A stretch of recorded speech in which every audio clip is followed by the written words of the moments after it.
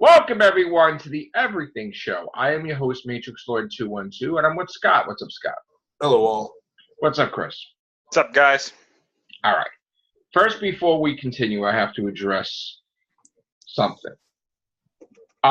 We do a lot of casts, as you know, and a lot of time people leave comments, okay, which is fine. I like comments, you like comments, whatever. But then we get people that, are irate, where if you don't answer their comment in 5 minutes, they think that I'm not saying this is certain people, you have to be there waiting for their comment to comment back, right? It doesn't work like that. I'll do a video, the next day I'll look at the comments, I'm like, oh, okay, I don't have the thing to wait all day looking at comments and then wait. You know what I'm saying? That's I will answer people's comments if I can, but for people to actually get mad if I didn't answer in 5 minutes, that's insane. You need to get over yourself. Now I understand that when we do the Google Hangout live stream that people are talking in that chat. And I get it. I saw Alex was in there. Hi, Alex. And Daniel had made a comment would you think to maybe look at the the chat thing, not super chat, but the chat thing. Now, the Nightbot, if anybody curses in there, the Nightbot is in there to eliminate that threat or whatever because it has rules that I implemented in there. If you're going to curse and you're not going to keep it clean, the Nightbot is going to block you, and I'm not going to see you until it's going to censor it. So, if you want to, I will look when we do the Google Hangout. Yes, I'll do a better job of looking at the comments. But if you're going to curse in there, the Nightbot is going to knock you out of there or block you, and I'm not going to see. So let's try to be respectful and just understand that I will get to everybody's comments when I can, and it's fine. I want interaction. But, I want healthy interaction. All right, now that we're... Speaking of healthy interaction, we need to get Hydrate Bot in there because we have to make sure people are remembering to stay hydrated because hydration is important. Right. Especially and yes, that's actually a thing. I didn't make that up. There is a Hydrate Bot. Is there really? There is a Hydrate Bot, yes. Wow. It has nothing to do with Fuji Water Girl, right? No. that girl, there was a girl called, I guess, Fuji Water Model. That she photobombed everybody at the awards thing, and everybody was talking about her, not the actors. Well, you gotta stay hydrated. The actors are pissed off about that. A lot of them. But anyway. Ping! Yeah. Ping! That's the topic wonders. But anyway. So what do we got, Chris? Well, I got to see Godzilla, the Planet Eater tonight. Oh, no. It's on Netflix for anybody who's interested. Oh, no. Although, I recommend that if you're going into this film, you make sure to have the Advil ready because you're going to need it.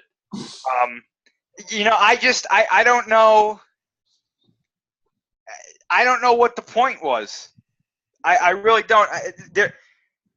You know what was so frustrating, and I can say this now, and we can all say this now because this is the end of the series. And I've seen all three movies. I've read I've listened to the timelines that take place before Godzilla the Planet or the Godzilla Planet of the Monsters. And I don't understand what the point of this was. It didn't do anything to expand the lore or the mythos, really. I mean, it just kind of, we got our most powerful version of monsters, maybe. But they didn't show any of them, So it was this one in particular was very, very heavy on the symbolism and the metaphors because was this a politically correct SJW Godzilla? Not at all. No, not at all. It was almost like if Shakespeare wrote Godzilla, what would it be like? It was just so. And then you know what made me laugh? With the flame I see before. You know what made me laugh is that toward the end of the movie, one of the characters, or it wasn't really toward the end of the movie, it was a little bit throughout the movie. One of the characters was like, well, when you really think about it, everything that happened was our fault because we tampered with nuclear energy. And it was like, oh, they remembered the whole point of this series. Finally. Finally, they brought it up. I mean, they went so far as to show, like, the main characters in the cockpit of the Enola Gay dropping Little Boy on Hiroshima. And I was like, okay, now we're getting too far into this. Like, we get it. So, you know, and then they went this really weird direction with Ghidorah, where he was kind of like Cthulhu, but not Cthulhu. He was like the cosmic horror Ghidorah, which is a good idea, but I'll pass. You know what it was? Sorry, folks, for seeing me to drink on screen, but well, yeah, I'm hitting the bottle. Yeah, I don't blame you. Got me to have my ginger ale bottle out after like a year and a half. I can honestly sum up. I can honestly sum up the issue of this series, all three movies, really, in one word, and that's execution. They had all these really good ideas that on paper sounded really cool and really interesting, but the execution was way off. Like way off. I mean, there was no point to some of this stuff. Why was Godzilla a plant? Why is Ghidorah a cosmic horror? How come there are no other monsters in these movies? Maybe they were born in the first Godzilla movie they saw was Godzilla vs. Violenta. Maybe. It's possible. And they just loved that shit. I mean, yeah, it's. I mean, if I hated that movie, by the way. Like when I saw that, I was. But anyway, go ahead. If you're a Godzilla fan, if you really, really like Godzilla, you should watch it. Just so you've seen the whole trilogy. If I saw Shin Gojira, I could watch that. I'm going to tell you right now, Shin Gojira is far more entertaining than these three. Whoa! I'm not even joking. Whoa! There are three parts to this series. Literally, in all three movies, there are 3 parts total that I actually liked, and it was the end of Planet of the Monsters, the end of City on the Edge of Battle, and there was nothing in this one that I liked. There was one other scene in Planet of the Monsters. The beginning and the end of Planet of the Monsters is good, and the end of City on the Edge of Battle is good, but everything else was just, it was pretty pointless. Right. Except for the prequel stuff. If you listen to the prequel stuff, you will wonder why they did not make that a movie. Because that would have been amazing. But speaking of pointless, so what's going on with the Alien game? Oh, it's a mobile game. Alien Blackout is a mobile game. And it's not just a mobile game. It is a clone of Five Nights at Freddy's. Really? Yes. Now. So Five Nights at Freddy's is not going to sue because it's not. It's just the gameplay, not the story. You can't sue because of the gameplay, as far as I know. I got you. But yeah, this. I guess what they're doing is, I don't know if you guys have been keeping up with what they've been doing, but they said that 2019 is going to be a huge year for Alien because it's the first one came out in '79. Right, so but the whatever year anniversary, and they're really, really pushing the Amanda Ripley storyline, which is Ellen Ripley's daughter, which is canon apparently. Amanda Ripley is the main character of Alien Isolation, which I bought, which you should probably play. I'm gonna play as soon as I'm done with the Spider-Man thing. But yeah. Yeah. So this big initiative that they've been pushing, or this big marketing thing, is this thing that it says, like, follow Amanda's story, read, play, watch. And they keep pushing that thing, read, play, watch. And apparently the read part is some sort of new comic that's coming out. Oh. Amanda. This play thing, everybody was like, oh, it must be the sequel to Alien Isolation. And so everybody got really hyped for it. And then they were like, Alien Blackout, the sequel to Alien Isolation. And everyone was like, yes, there it is. And like, on mobile. and that killed it. Killed it. Killed it. Killed it because, like, you really are not investing money in the anniversary at all. Like, at all. You're like putting something out there for the anniversary because you. It's just like it's like some quickie little thing. Like, oh, here's this. Hey, we got a crumb for you. Let's just throw it out there. So, like, we got no movie, which we should have got. Well, hold that thought though, because they've done the read and the play. They have yet to reveal what the watch part is going to be. So, their credibility going down the drain? well, I mean, other than that, but, you know. And don't forget, I mean, we're not getting what we want. We're getting a sequel to a movie that we can't effing stand, Alien Covenant. Most likely. So, yeah. A lot of people think it's going to be some sort of animated movie about Alien. Oh, God. Amanda really? Ripley. About Amanda Ripley, Is it going to go to Netflix or straight to Blu-ray and DVD? I have no idea. The running rumor right now is that it's some sort of animated film that takes place between Alien and Aliens, and it follows Amanda Ripley and something like they've released all of these like concept art pieces, which I think were for the mobile game, but I would not be surprised if some of that winds up in whatever the hell this watch part is. Right. Which someone would have to do some major explaining, because one of those concept art pieces had Wayland Yutani with a giant test tube that had an alien queen in it. So, yeah. I mean, yeah. Yeah. Maybe explain some things. So we're just getting wonderful news today, and it just keeps getting better and better. And I just forgot what I was going to say because it was so bad. Well, I know what you're alluding to. So we can jump into that. We can go down that. Go ahead. That doesn't stop, by the way. Go ahead. So anybody who does not want to be spoiled for Captain Marvel or Avengers Endgame, stop watching now. You've got to stop watching now. This is your only warning, because we're going to go into rant mode here, most likely. I know Joe's going to. I'm just in disbelief by this next story, like legitimately. I'm genuinely. What we're alluding to, but just strap in if you don't know. I'm genuinely angry. But go ahead. Okay, so again, spoilers. You've been warned. Stop watching now. Okay, so Samuel L. Jackson gave an interview. I think it was either today or yesterday. He was talking about Captain Marvel, and he went into some of the stuff that we're potentially going to see from her in Avengers Endgame.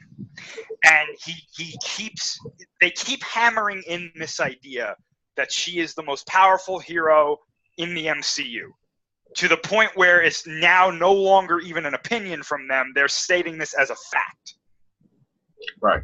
So he said two things in this interview that now he could have been lying. Maybe he's lying. Maybe he's joking. Maybe we took it out of context. But what he said in this interview, I'm going to paraphrase here, was that she is as powerful as Thanos, which I'm assuming he means without the gauntlet, which, okay, fine. The next thing he said, though, just blew my mind, and I've been looking all over the internet at reactions, and people everywhere are like, what the fuck are you talking about? Apparently she can time travel. Yep. He said she's one of the only characters in the MCU that can time travel. Yep. Oh, and here's another thing that I didn't know. Apparently it's a fact that even with the Infinity Gauntlet, you cannot time travel. What? You can roll back time. They said that the time stone only allows you to roll back time or roll time forward, but it does not allow you to travel in time. So she's more powerful than Thanos because she could travel through time. You can roll forward time, you can roll back time, but you can't time travel. Excuse me, but isn't doing one of those two basically... No, meaning travel. Yeah. You can see what happens. Not temporary. Go to said point in time, allegedly. So she can time travel. So what else can she do? Can she dimension travel? Is that how Real she... pizzas? Is she the one that gets Ant-Man out of the quantum realm? Maybe. That might be it. She flies so fast, she bops him out of the quantum realm? Oh my I'll god. tell you right now, too. Some of the reactions that I have seen from people, you know, are not good. They're actually quite frightening because I've seen many people say, that's it for the MCU. I'm That's done. it. You're done. We're done. That's it. You just fucked it up. Thank you. Just now fucked it up. Well, let's humor them for a second, right? Let's say that this was taken out of context. And maybe he means that she's one of the only characters that can survive a trip through time. No. Or maybe something happens where she gets bopped through time.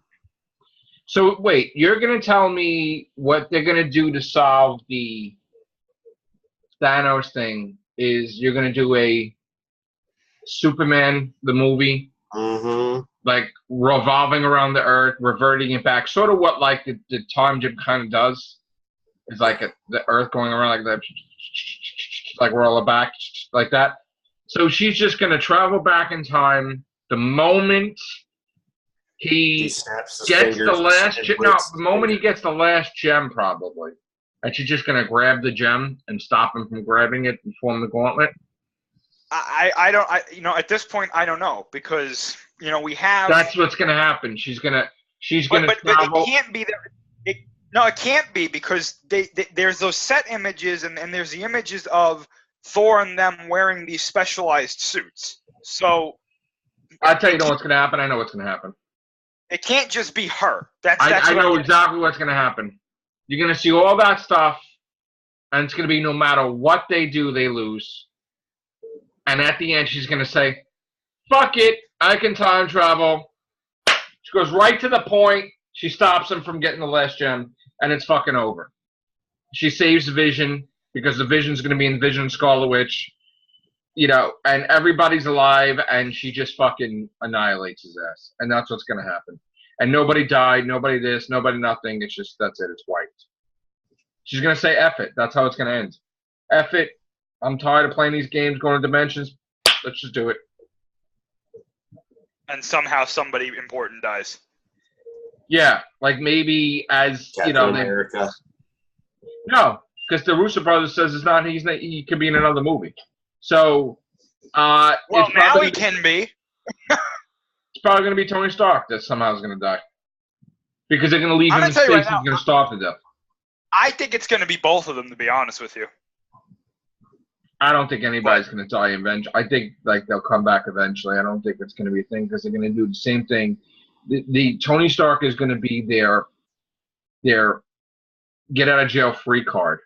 They're going to make it that he's dead, and when the MCU is about to be fucking crumbling because they fucked up with stupid ass storylines, then they'll bring his ass back and they'll bring everybody back and they'll fix it.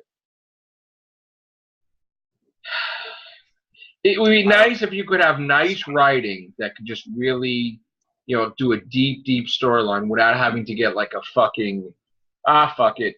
Let's just travel back in time and fucking all the shit. I just want to know, because I'm expecting, because of the reaction that this got, I'm expecting some sort of damage control, like retraction or quote is going to come out in the next day or two to be like, well, this is what he actually meant.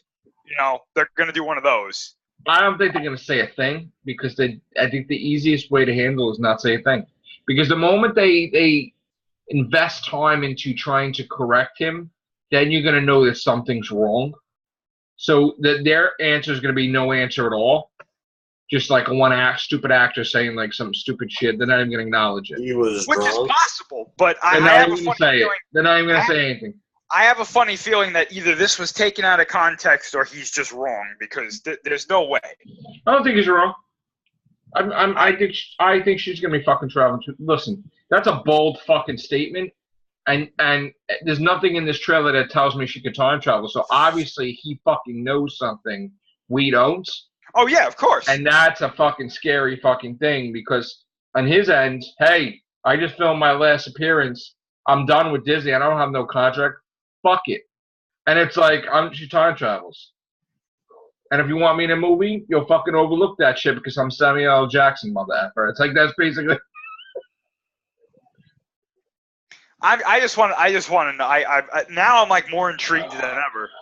Just because I need. It's either going to be the most ridiculous thing we've ever seen, or it's something that we're not thinking of. I don't know. What are they gonna say? Like she fucking created the gems? No. Or some shit in the past? No, we already know how the gems were created. Oh, but like maybe she was in the very, very beginning past and she formed them. Unless she can survive the Big Bang. I mean, you know. Which know. at this point, that's probably gonna be in her second movie. This is just bad news. Fucking Wednesday. I got to tell you too, right? I saw that other preview that they just released for Captain Marvel, and while it was the better of the three that they've done, something's off with Brie Larson. Like, no offense to her, she's a fantastic actress, but there's something off in these trailers. I just don't like the trailers. It's like that's not the movie that we're gonna see. It's a fake trailer. Like I have a feeling that. And the animation for when she's in space and all, it just looks like it's like they've taken chalk and just colored it in and made it. It looks like an anime. I'm just hoping that all the trailer is bullshit. Like, you imagine a movie that they make a fake ass trailer, so that way you don't know what the fuck's going on, and it's actually way better than and it's totally different. That's never happened before, really. But it has. Oh, it has like Iron a fake Man trailer. 3. Which one? Iron Man 3. Yeah. I mean,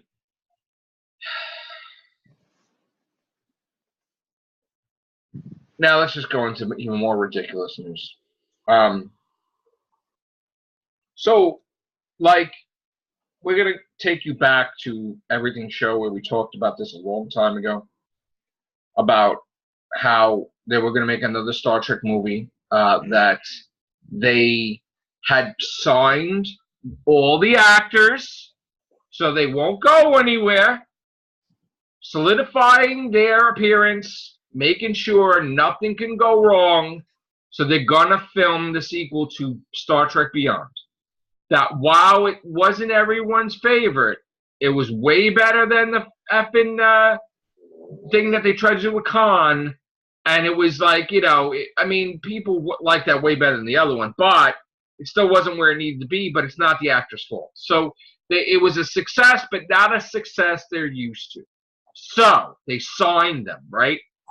So then somebody new takes over Paramount Pictures. And of course, I guess J.J. Abrams is the producer, right? Needs to get the money for the film, the budget. So tell me how Mr. J.J. Abrams, who is a Spock lover, doesn't really give a shit that they're not going to pay Kirk, and they're not going to pay Kirk's dad, Christopher Pine. They're not going to make an effort. Now, let me explain more about what's going on. So because there was a new person that took over Paramount, they looked at this contract that was signed, and they're like, well, wait a minute. We bought it. We took over now at Paramount. I don't want to honor the deal because I'm blaming the actors. So they went to every single actor, and they said, look, guys, I know you're signed for this, but we'll never make this movie with these pay rates. And you really should take a pay cut and take one for the team if you want this franchise to continue. Now, unfortunately, none of the actors got together like they would get Robert Downey Jr. would back them and hey, fight for me in the corner. So they all just, yeah, okay, I'll take millions less or whatever. And when it came to Christopher Pine and Chris Hemsworth, they're like, no, I'm signed. I'm signed. I got my pay rate. Oh no, but that's canceled. No, it's not. I'm signed. You got to pay me. No, everybody took pay rate because we want to take you too. I'm like, I'm not doing that. But you, Kirk, you have to. No, I'm not doing that. And Chris Hemsworth, they wanted to pay less too. So they were both out. J.J. Abrams should have stepped in there and did the right thing as producer. Get the money for them And enough with this garbage, because he's the one that tried to bring Star Trek back. He's the one that tried to put life into Star Wars. Well, J.J. Abrams didn't. And, in fact, they went on to say, well, we could do it without Kirk. No, you can't. We could do it without Kirk because Spock is awesome, and Spock's got, girlfriend. Spock's this, a Spock movie. And then the problem with that is that some of the actors came out and said, oh, yeah, it could work with Spock. But none of the fans thought that way. Nobody thought that way. The amount of hate was unbelievable that this would never work. And what does Paramount do? They scrap the whole damn thing. Boy, nobody gets paid nothing. And you know what? If the actors would have just left to their contract, they would have got paid no matter what. But so now we have no Star Trek in theaters as a presence, period. And if you're going to do it again, you have to have a whole new cast, which is a pain in the ass, because then you have to reboot it, but then you have to explain a new universe, and now you just have a big, old mess. That could have just been, you could have just did it right, the right thing. You could have gave him another movie. If it didn't do well, all right, but you would have had a send-off, a nice movie for the anniversary. No, you just screwed it up. So Star Trek is now screwed up now. And for the Star Trek Discovery lovers that dare to claim that, oh, it's a success, no, because there was always going to be a season 2 because it was signed because they signed it before season 1 even went. So you don't know if it's a success because there was always going to be a 2. If you don't see a season 3, then you don't know. Then you know it's not a success. Or if you do see a season 3, they got the money to make it, so you know it's a success. But you cannot say that Star Trek Discovery is a success. Nope. There's nothing else out there. Before season 1 went on air. There's nothing else out there, so nobody's watching it. You're forced to get CBS All Access. Nobody's really getting CBS All Access. Nope. Now you may be getting the Blu-ray or the DVD. Big deal. But no, it's not a success. And I understand they did these shorts. That's nice. And now we got a Picard thing. I haven't had a chance to see that one yet. But Picard now is getting a series, which that will be a success because everybody wants Picard. Okay? And we're getting an animated Star Trek from Rick and Morty people. Oh, God. And then we're getting another animated thing. But as far as I'm concerned, the Star Trek universe is kind of screwed right now, regardless of the TV, because you can't be demoted like that. You have to have a movie presence. I'm sorry. Even if it's a different universe. And right now, we're in bad shape with Star Trek. So, I don't know what you have to say about that, Chris. I know you're not a Star Trek guy, really, but... Yeah, not really. But, now this brings us to Star Wars. Because what the hell is happening now with Star Wars? What is this thing about Han Solo? Is this bullshit? What thing? Like Han Solo's in 9? Like, what is that, a flashback? Yeah, probably. Like, are they making Star Wars Episode 9 a fan fest for people, like, to want to like it? Like, are they throwing, like, every Force ghost and their mother in there? It wouldn't surprise me. But however, though, I mean, when you say every Force ghost, there's only, like, 5 of them. So, I mean... No, I mean, like, are you going to throw, like, Anakin, Yeah, and they should. Yoda, Obi-Wan. This is the time to do that. If you were going to do it, this is the time to do it. So, I mean... And I heard the Emperor is going to be back in some capacity, too? I think it's going to be through a holocron, but other than Now, would that actually be a recording of the Emperor, or would it be a recording? Okay, but like a consciousness with the recording, or just like a message? Sort of. Holocrons are not necessarily the person. It's more of like an extension of the dark side through an object. Yeah. I mean, how do you think it's shaping up?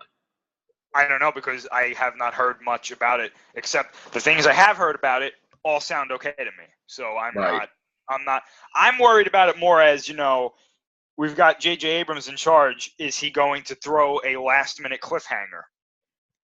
Oh, yeah. Which I'm fully expecting. I fully expect that, too, because I told you there's 10, 11, 12.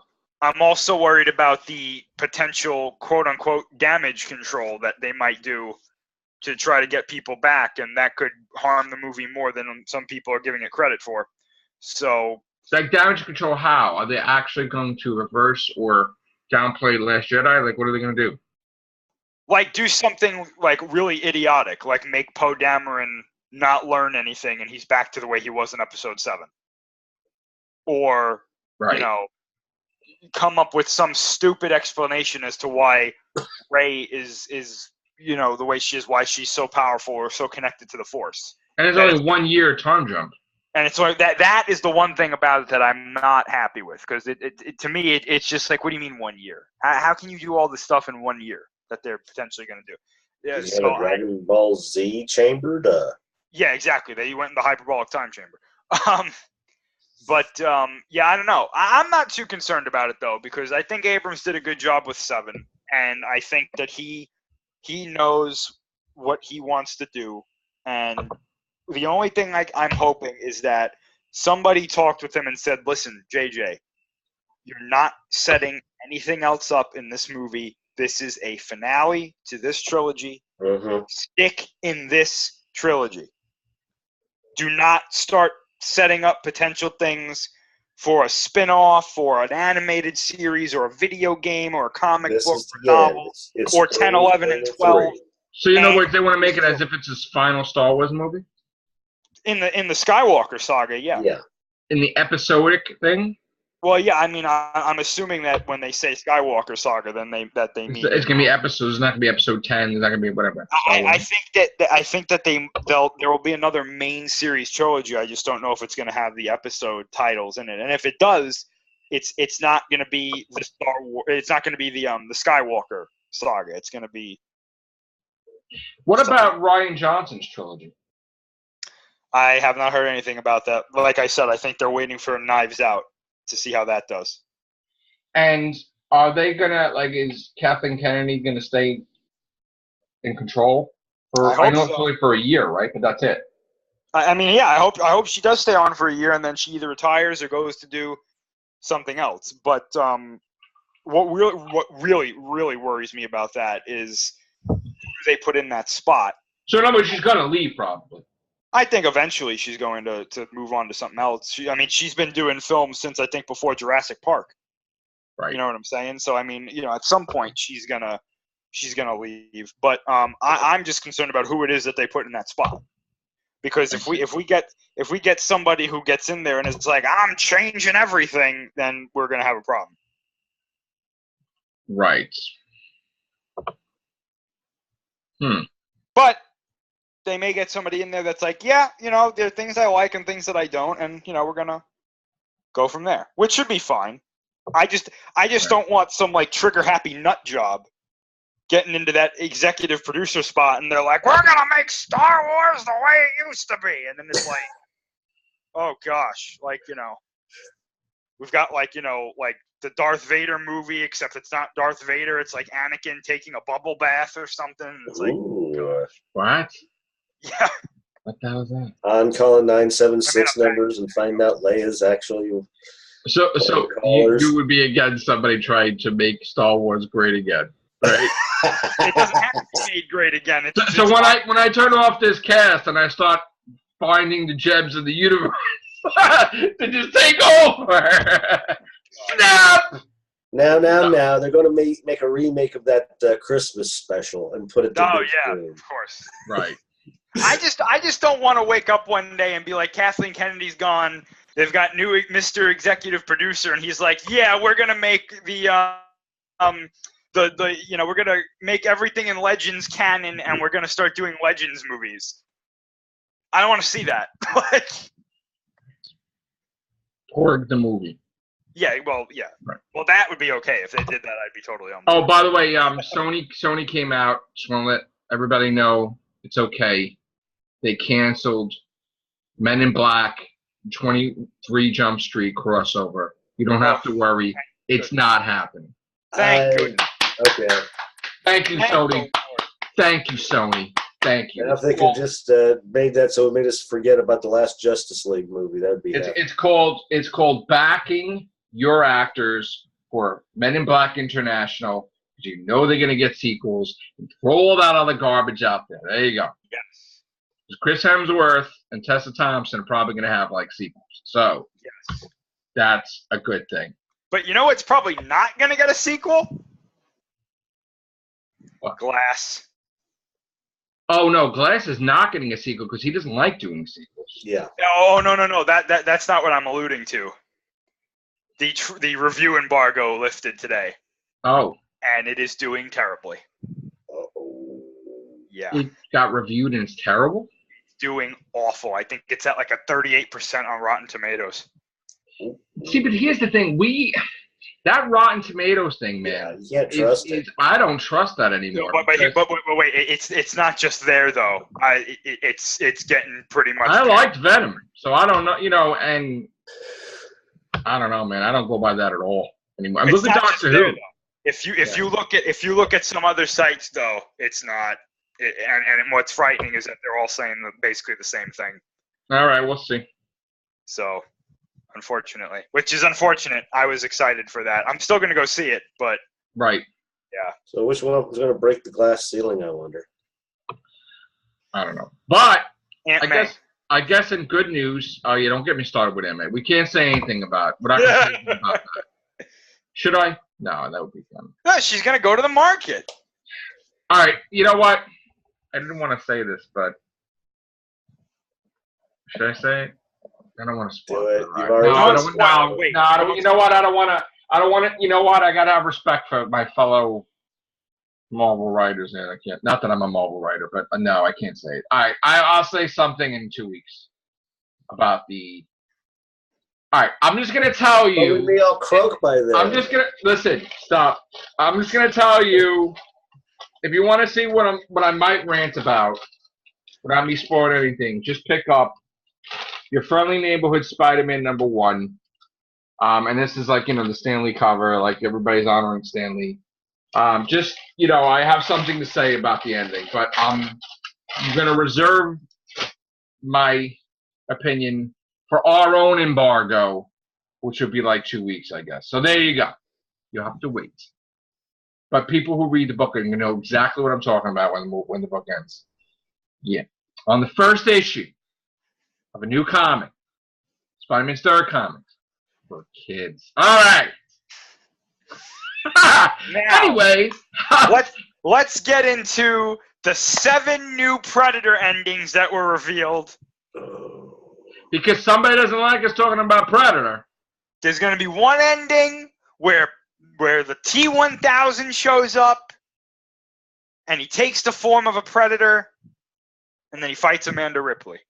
That's our watch. Listen, with everything going wrong in the universe, one thing is going right. Margot Robbie is Barbie in the Barbie movie. There you go! I guess.